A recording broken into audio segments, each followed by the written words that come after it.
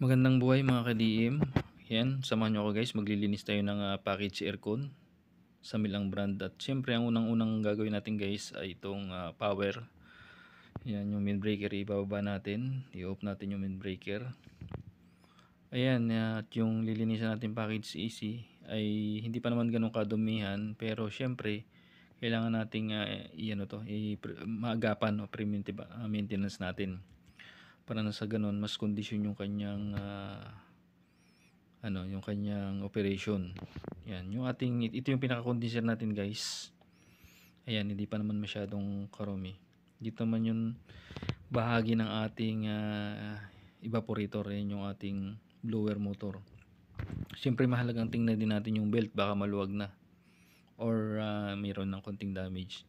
Pati yung motor, yung pulley, tingnan na natin yan kung gumagalaw. Baka may mga tornilyo maluwag. Sa bagay, sa kaso naman ito guys, ayan, makikita nyo naman hindi pa naman ganun kadumi yung kanyang evaporator. Siyempre yung filter nito guys, lilinisin din natin.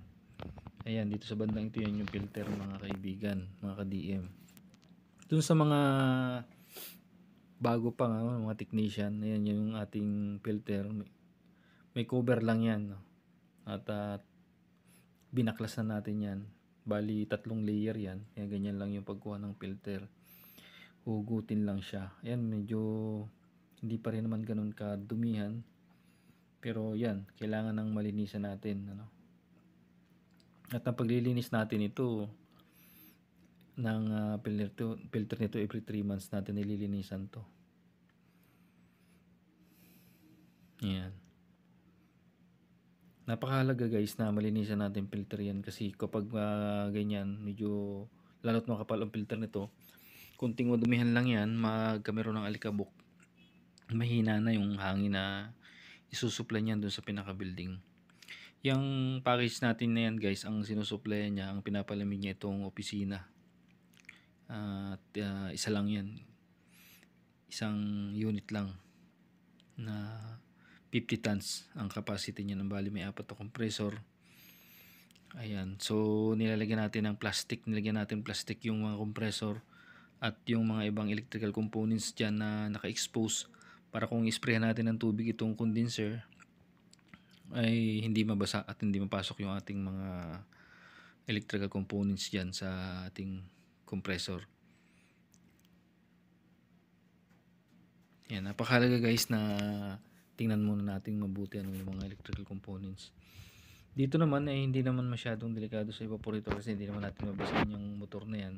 Dito lang tayo bahagi mag-spray ng tubig dito sa evaporator at hindi rin naman ganun kadumihan pa. Kaya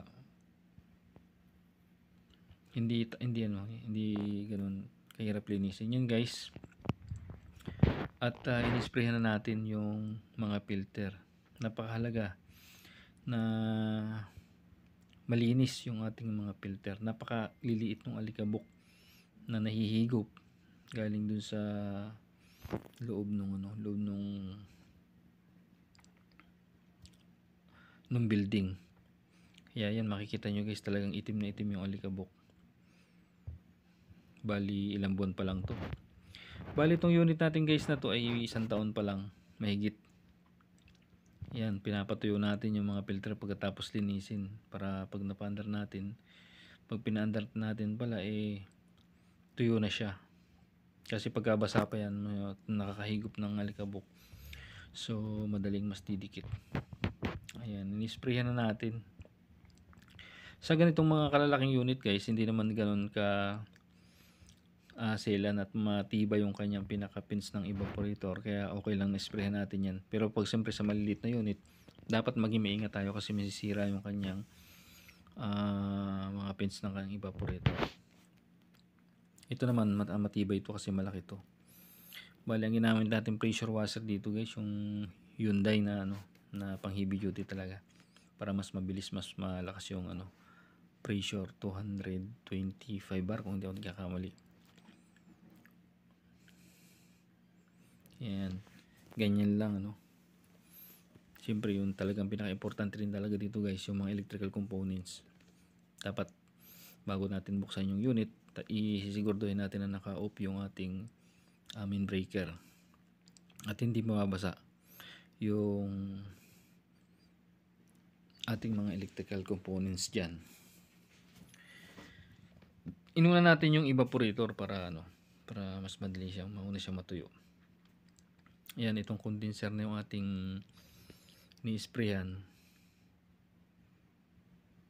Ayan.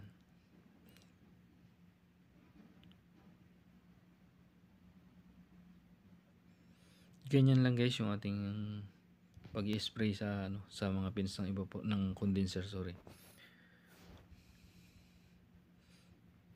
Medyo may alikabok na rin pero naagapan natin. Dapat at ganito lang talaga dapat yung ating lilinis, dapat maagapan natin Huwag na nating antayin pa talaga na barado na talaga at halos wala nang daanan yung hangin. Siyempre napakahalaga talaga guys na malinis ang ating condenser din para yung rejection ng init nito smooth at yung refrigeration cycle natin o yung pag-circulate ng ating gas dito sa ating system ay napakaganda para maganda rin yung lamig. Kapag maganda yung rejection ng heat, maganda rin yung lamig nitong ibibigay sa atin. Kahit sa mga maliliit na aircon guys, split man or window type, ay ganito dapat yung gagawin natin. Palaging malinis at condition yung ating mga unit para iwas na rin sa sa mga malalaking maging problema. Kasi kapag pinabayaan natin guys na hindi natin na-maintenance na maayos yung ating mga aircon, kahit na maliliit yan or malaki, ay may posibilidad na madali siyang masira. Ayan, at sana itong ating video na to ay makatulong do sa mga nagsisimula pa lang ng trabaho katulad dito sa atin ng HVAC technician o recon technician, pero do sa mga veterano na, so alam na nila to. Ayan guys, at nilagay na natin yung filter. Ayan, tuyo na yan. At binalik na natin. Ganyan lang yan guys. Yung pagbabalik ng filter, 3 layer yan. Kaya hindi naman ganoon kahirap tanggalin at ibalik ang filter. Tapos may cover siyang pinakatakip dyan, tornilyo. At yan, tapos na tayo guys maglinis at naibalik na rin natin yung mga cover.